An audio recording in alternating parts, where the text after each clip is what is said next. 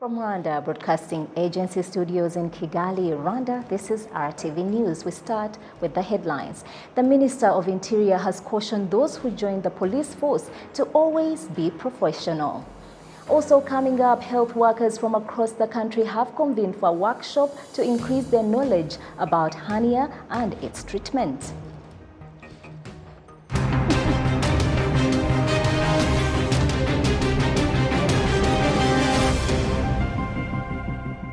Thanks for choosing RTV News. I am Isabel Masozera. This is what we have top of our edition. 1,612 recruits of basic police course Intake 18, including 419 women, have graduated and joined Rwanda National Police. Now, the Minister of Interior has cautioned those who join the police force to always be polite and professional.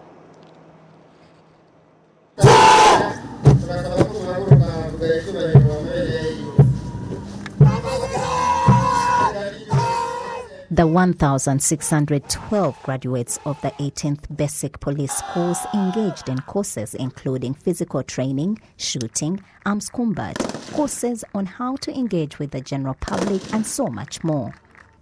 The trainees acquired skills and professional attitudes at the level of non-commissioned officers.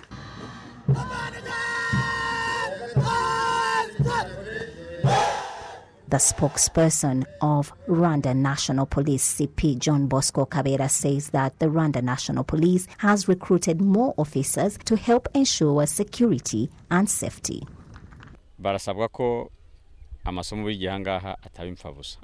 They are asked not to take what they learned here for granted, instead to make it the foundation for their work. Also to learn more from fellow officers when they start working, and also to be disciplined because it is important to do their work well and behave well with colleagues and the general public, not misrepresenting the police force because of doing things that offend residents. But instead what they learned is to help them with their work and guide them on how to collaborate with residents in order to get the desired results.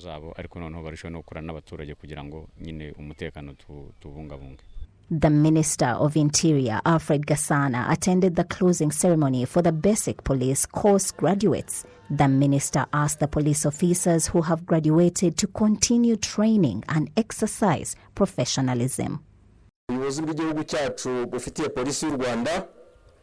The intention is to increase the knowledge of the police both locally and internationally, and to equip the officers with necessary tools for their daily work so that the Rwanda National Police can best serve Rwandans, foreign residents and those visiting.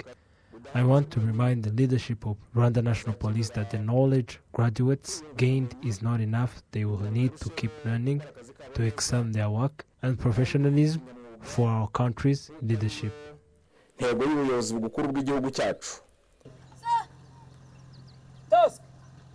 24 students were unable to complete the basic police course due to illness as well as inappropriate behavior that is not in line with the values of Rwanda National Police.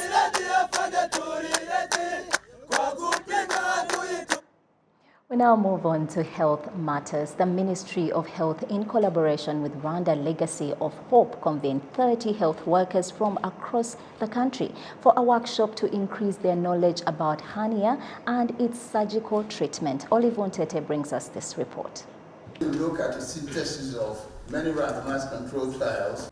According to doctors, hernia is a disease that can affect people of all ages, even if it may occur due to a certain disease that a person already has. Dr. Belarbe Matungo, a physician, says that hernia is a disease that happens especially when some of the internal parts of the body push through a weakness in the muscle or surrounding tissue wall, and it may present swelling or lump in your abdomen or groin. When you strongly try to cough or even sneeze, or straining when you're at the toilet, for example, when you have constipation by chance, any organ can push trying to go out.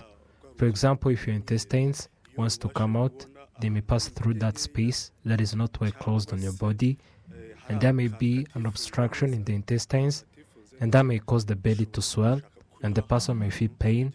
This disease can result into death if that person is not assisted. birashobora kugera naho ahasiga ubuzima. Dr. Vanessa Mugimanyi, a doctor at Rutongo Hospital, said that the knowledge being provided about hernia surgery will assist them when taking care of patients.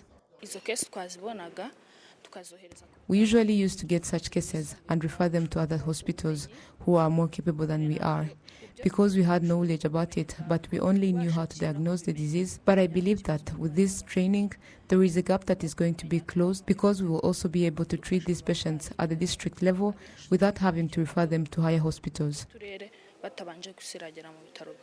Dr. Ralph Roland, a specialist in hernia surgery, points out that early treatment gives a better chance of recovery and avoids further complications that may be caused by the disease.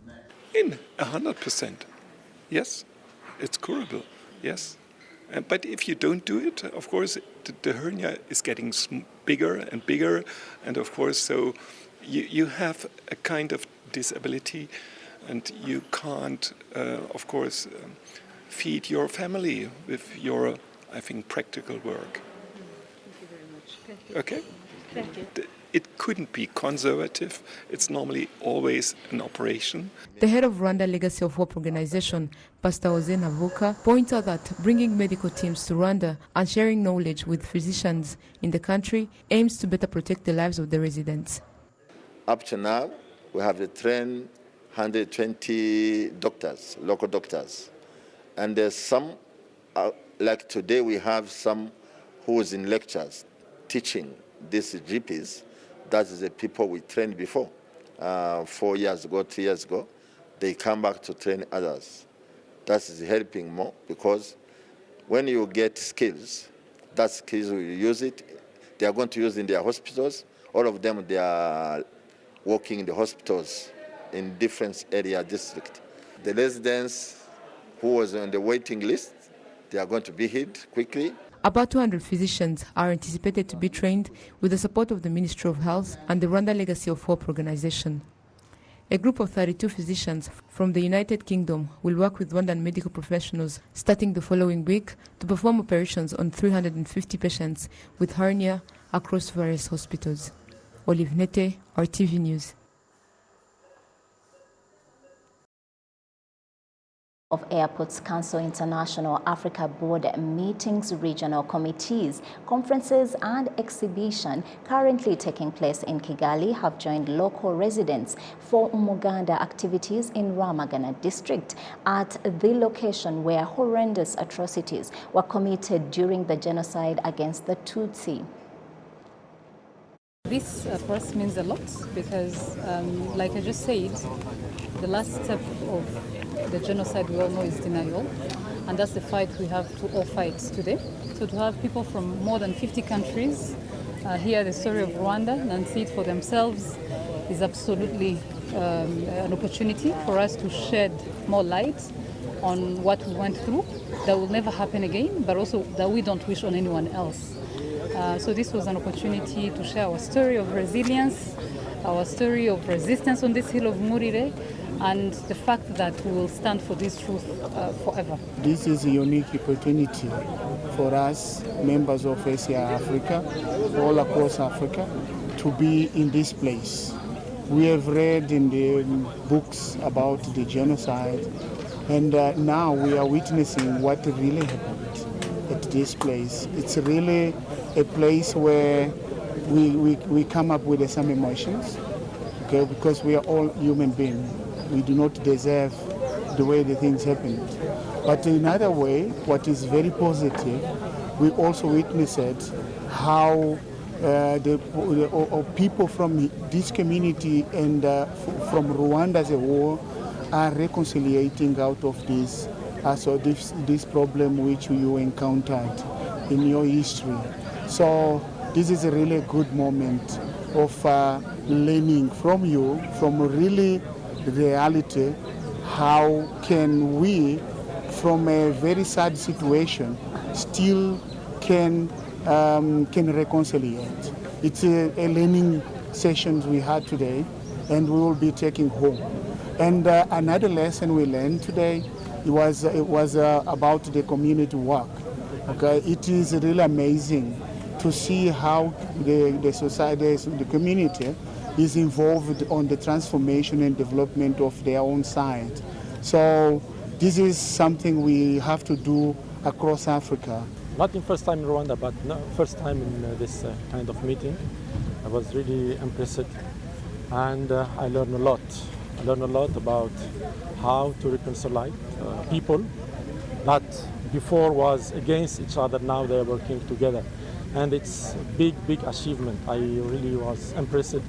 And I want this model to be spread in Africa. I hope so, because Africa needs such leadership and such way of thinking and such unity.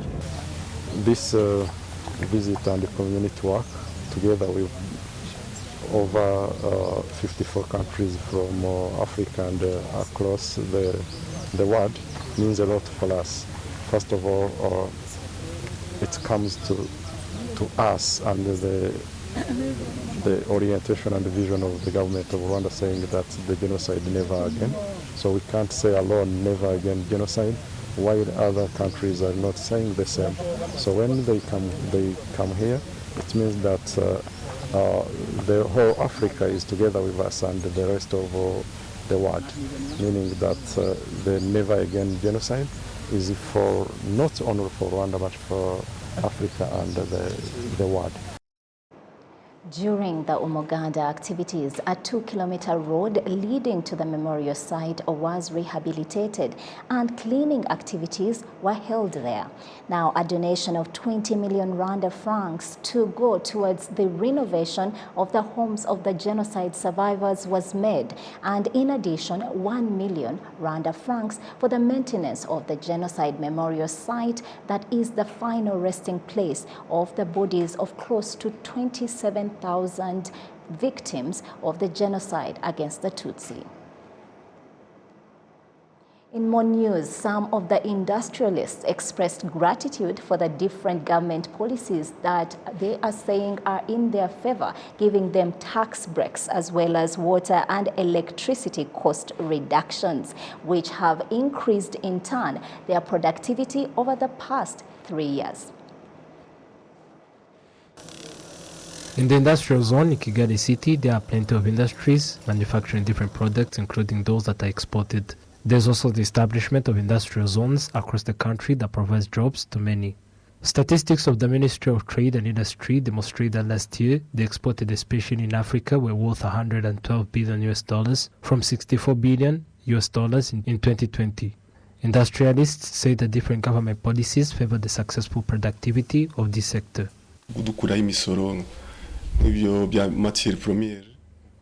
Cutting off some taxes, it is a great thing in developing the industrial sector. Supplied enough water and electricity is something great. That is why different products are produced and in large quantities. We have not yet deducted the imported products, but we have many industries. The first resolution of the National Mushyikirano Council that convened in December 2016 was strengthening the country's journey towards self-reliance. The national budget is one of the ways to assess this, where in the financial year 2018-2019 was 2,585.1 billion. In 2019-2020, the national budget was 3,017 billion. In 2020-2021 was 3,464.7 billion. In 2021-2022 was 4,440.5 billion, and in this financial year 2022-2023 the approved budget is 4,764.8 billion Rwandan francs, where 80% are domestic revenues. Last year, the financial sector income increased by 70.7%, bank revenues increased by 18.3%, and the insurance revenues increased by 70%. The Secretary General of the Rwanda Insurance Association, Alex Bahizi, states that this increase of the economy is another step towards Rwanda's self-reliance journey. When you consider the economy and preserve the citizens' health, you know that in the products our companies provide include health insurance. This aligns with the government's ambition of having secure people that have good health and wealth in an economy that is not expensive. Our vision is good as the countries for the sake of those in the insurance sector and for those in the future. The agricultural sector that comprises of more than 70% of the population, the production was not satisfying last year due to climate change, where it came from 4.9% increase to 3.4% in the first 6 months of 2022. Nevertheless, the funds from the exported agricultural products reached $788.7 million in 2022 from $543.1 million in 2021. This increase is due to the increase of agricultural products cost on the international market. The Director General of Agriculture Modernization at the Ministry of Agriculture and Animal Resources, Dr. Patrick Karangwa, states that different programs that favor the increase of the agricultural production will also help the country to do agriculture that satisfies the citizens and also export. We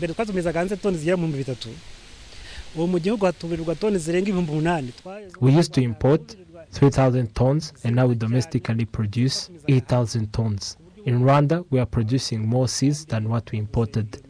In partnership with the government, we want our entrepreneurs to start exporting for our country to have a seed industry. We have these big projects that will help farmers to increase the production. The National Institute of Statistics of Rwanda demonstrates that the population increase is on a 2.5% increase annually, and it requires efforts for the increase of the agricultural and industrial production, as well as creating new jobs for the citizens to be developed. Prince Manzi, RwandaTV News. We hope your reminder is set for the upcoming national dialogues that take place starting Monday. All right, now moving on, health workers commend Rwanda for the mobile hospital that specializes in epidemic diseases situated in Bugesera district. Olive Wontete with the details.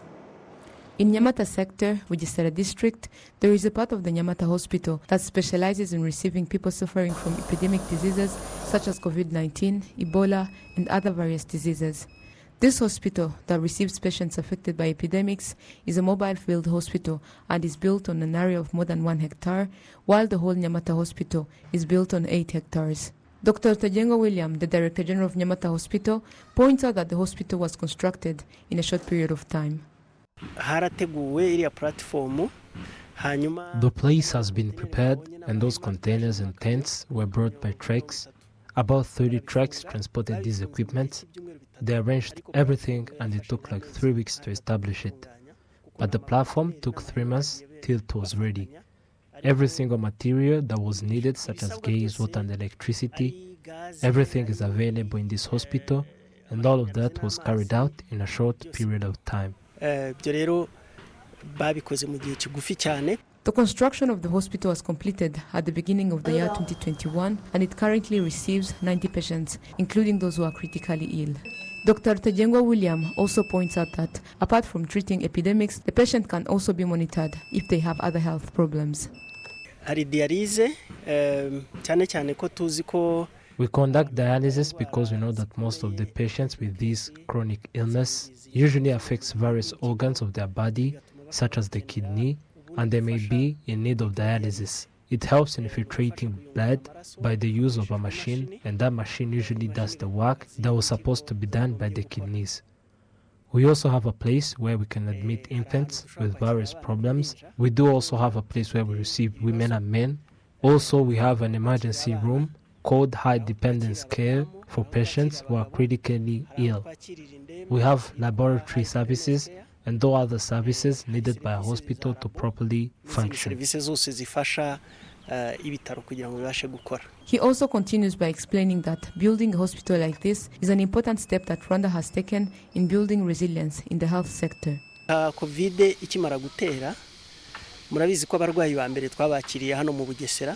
When COVID-19 emerged, you know that the first patients were received and treated here in Bugesera, but they were received by a hotel because the hospital had other patients.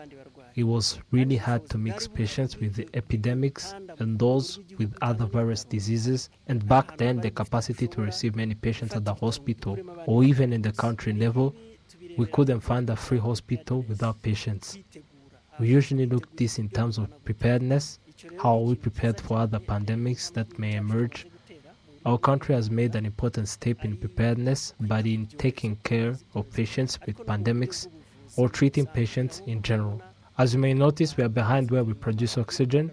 Before COVID-19, we didn't have such factories that manufacture oxygen, but currently almost all hospital has these oxygen manufacturing houses. Here at this hospital, be it that one for treating patients with epidemics, even this big one, every room has an oxygen bottle that can assist the patient.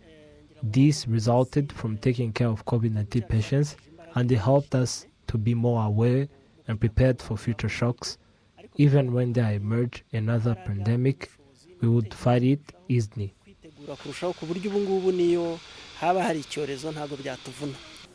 In addition to treating and fighting epidemic diseases, the government of Rwanda puts effort into caring for those with other infectious diseases and non-communicable diseases.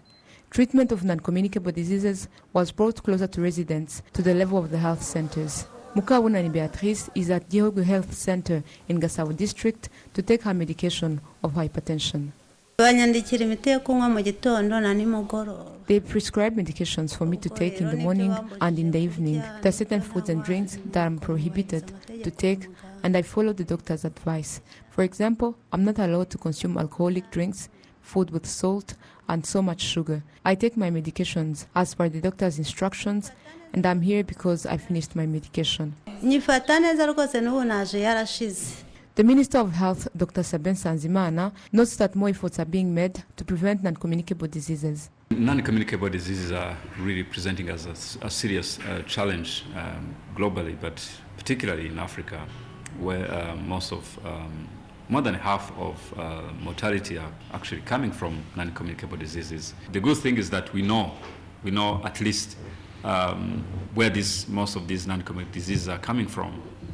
Is also our behavior, our lifestyle that is risk factors to most of these diseases. We need to do regular checkups, at least after age 40.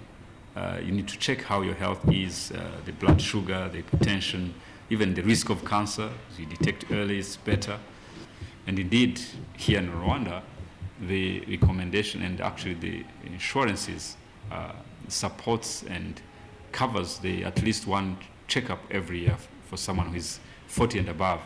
So, which means it's as important as improving lifestyle, and prevention is always better than treatment. The Ministry of Health says that preventing diseases and treating them when they appear should go hand in hand with increasing the number of medical staff and equipments, and continuing to educate the public about the importance of having health insurances which assist them in case of need. Olive Nete, RTV News. And now a smile-worthy report. Some of the children visiting different eco parks across the country say that it has helped them to understand they have the responsibility to preserve the environment. Take a look. These are some young children in primary schools that visited the Musambi village, a wetland park in Kigali city. After observing different species in this eco park, these are what these children had to say. How birds are useful in man's life, not only in man's life, but they also play a big role in this world we are in. They help in pollination. Without pollination, we cannot get what to eat. So birds are really useful, and we are very happy to learn the use of birds. The crested cranes, they used to decrease.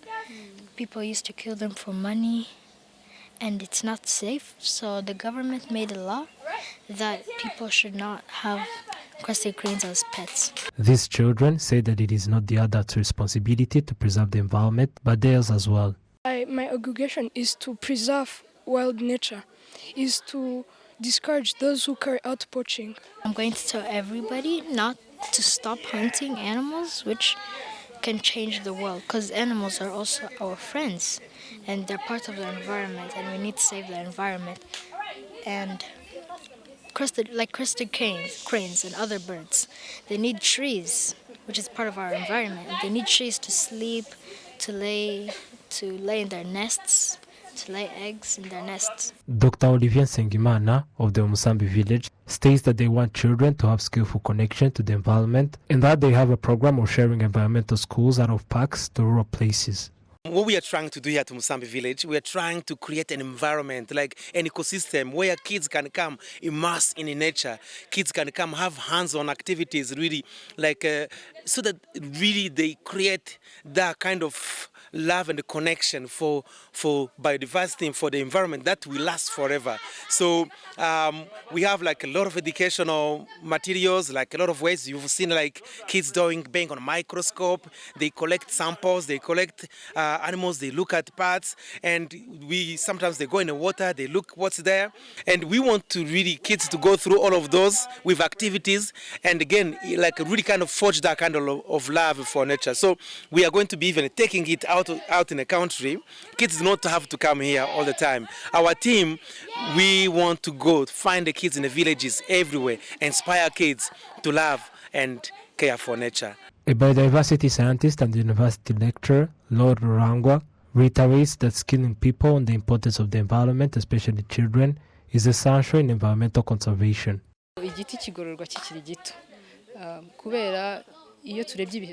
When we take a look at the current era, environment is not well preserved. The ecosystem has diminished. The birds we used to have are no longer there, as well as trees. So all this, plus the climate change, human activities are harming the environment, but it is all because humankind has lost the sense of connection we had with the environment. So what we are doing now is bringing back the lost connection through learning the importance. Children visiting the eco parks is done free of charge, and it is a program for all schools, private and public. Prince Manzi, RwandaTV News. Thank you, Prince, for that heartwarming report. Also, a reminder to all parents to onboard their children when it comes to the fight to conserve and preserve the environment. We now move on. Predictions according to Rwanda Meteorological Agency reveal that rain will be falling in normal amounts across the country all throughout 2023. Although the Rwanda Meteorological Agency has announced that the normal rainfall is expected for this year's rainy season, some parts of the country may experience less rainfall. This will be due to the warming from the Pacific and Indian Oceans, which are expected to be normal. This 2023 winter forecast predicts that most parts of Rwanda will experience rain. This weather forecast helps people to improve their plans so that their personal work schedule should not be affected by weather conditions. Some farmers have been indicating the challenges based on the climate change, which resulted to low productivity. However, they believe that according to this announcement from Rwanda Meteorological Agency, this year's productivity will increase. It was not good due to poor distribution of rainwater. It would be good for us if we get rainwater because it will increase our productivity as we are preparing to cultivate beans. But when we lack rainwater, you understand that the productivity reduces because some will begin to harvest this season because of lack of rain. The Director General of Rwanda Meteorological Agency, Aimable Gahigi, noted that this forecast will facilitate the residents in their future plans. According to the kind of work, we urge people to always consider the information from Rwanda Meteorological Agency in order to avoid the effects of too much rainfall. And when they need more information, we have our social medias and sites where they can check on. Plus to that, they can also request for meteorological experts to help them to understand and analyze it. In this coming rainy season of 2023, it is expected that rain will stop sometime between May 20th and June 10th. Adam Squizera, RwandaTV News.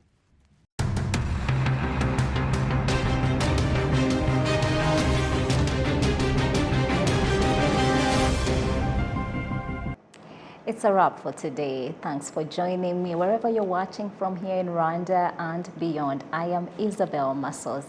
Do keep it RwandaTV.